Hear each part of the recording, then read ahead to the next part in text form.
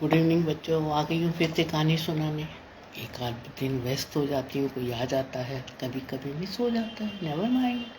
आज तो आ गई ना, ध्यान से सुनना मेरी कहानी, बड़ी प्यार की है। आप लोग में भी कुछ ऐसे बच्चे होंगे। अरे भूल गई मैं, उससे पहले डॉक्टर सत्यम, उनकी बटालियन, उनके साहित्यकारों को मेरा सादर प्रणाम। चलते हैं कहानी की ओर।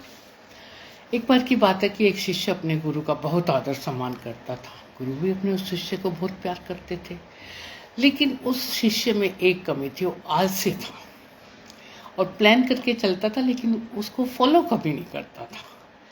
सदा पढ़ने से दूर भागने की कोशिश करता, आज के काम को कल के लिए छोड़ देता। ज़्यादा कहते तो कहते आज करे सो कल करे सो परसों, अभी तो जल्दी क्या है, जीना है बरसों, कह के सबका मुंह बंद कर देता था।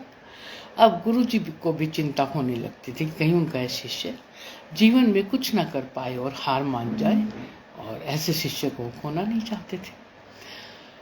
अब उन्होंने एक तरकीब सोची कि ऐसा व्यक्ति बिना परिश्रम के कुछ चाहता है तो और शीघ्र निर्णय नहीं ले सकता, यदि लेता है तो उसे काम नहीं करता, वो किसी चीज़ के लिए सजग नहीं रहता, और भाग्य से अगर उससे कोई अवसर मिल जाए उसको भी वो नहीं लेता।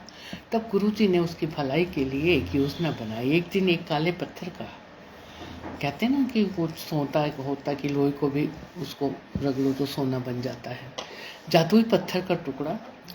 गुरुजी ने कहा, ये जादुई पत्थर का टुकड़ा मैं 2 दिन के लिए जा रहा हूँ दूसरे गांव, जिस भी लोहे की वस्तु को तुम इससे छुओगे वह सोना बन जाएगा, पर याद रखना दूसरे दिन सूर्यास्त के बाद में आ जाऊंगा और तुमसे वापस ले लूँगा। अब उस स्टूडेंट को, शिष्य को, ये बड़ा अच्छा अवसर लगा, लेकिन आलसी तो था ही ना। उसने पहले दिन तो ये कल्पना करते बिता दिया कि जब उसके पास बहुत सोना होगा तो वो बड़ा सुखी होगा, धन होगा, नौकर चाकर होंगे, बैठ के खाएगा। पर दूसरे दिन जब वह सुबह उठा, उसे अच्छी तरह से याद था कि आज सोना बनाने का अंतिम दिवस था, शाम तक गुरुजी आ जाएंगे। उसने मन में पक्का विचार किया कि आज वह गुरुजी द्वारा दिए गए पत्थर का लाभ जरूर उठाएगा। उसने निश्चय किया कि बाजार जाकर लोहे के बड़े बड़े सामान खरीद कर लाएगा और उन्हें सोना बना देगा।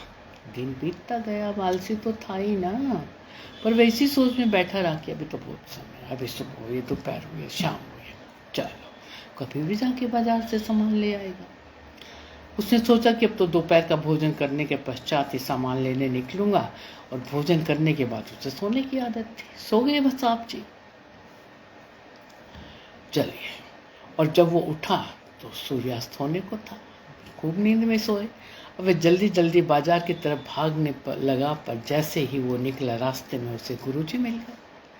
उनको देखते ही वह उनके चरणों पर गिरकर जादुई पत्थर को फिर से एक दिन के लिए मांगने लगा, याचना करने लगा, लेकिन गुरुजी नहीं माने और उस शिष्य का धनी होने का सपना चूर चूर हो गया। पर इस घटना की वजह से शिष्य को एक बहुत बड़ी सीख मिल गई कि अपने आलस्य पर पछतावा होने लगा। वह समझ गया कि आलस्य उसके जीवन के लिए एक अभिशाप है, बुराई है, और उस दिन उसने प्रण किया कि अब वो कभी भी काम से जी नहीं चुराएगा और एक कर्मठ, सजग और सक्रिय व्यक्ति बनकर दिखाएगा।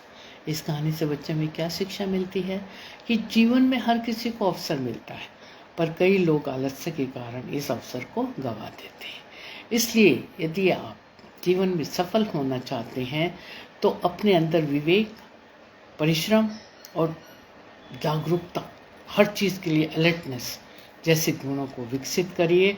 और जब कभी आपके मन में किसी आवश्यक काम को टालने का विचार आए तो स्वयं को एक प्रश्न कीजिए कि आज या कल क्यों, अभी क्यों नहीं।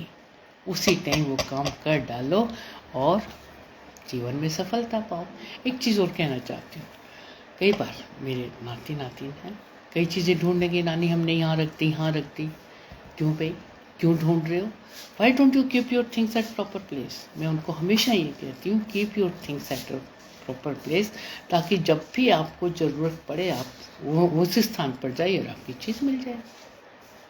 तो ये भी एक जीवन की सीख है, always keep your things at proper place.